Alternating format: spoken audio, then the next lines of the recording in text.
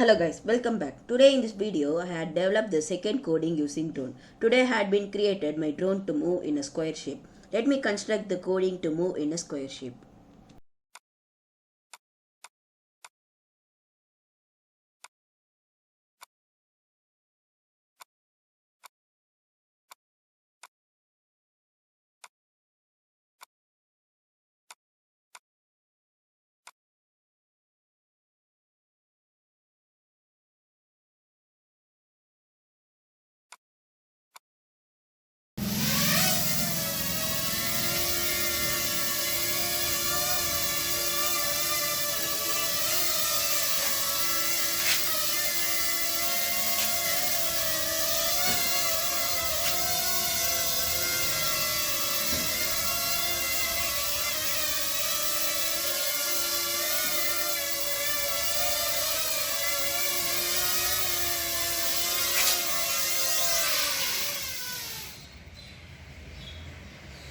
As you saw, the drone is moving in a square shape. Now let me explain the process in detail.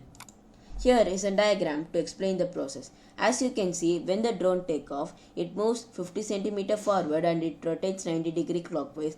Again moves 50 cm forward and rotates 90 degree clockwise.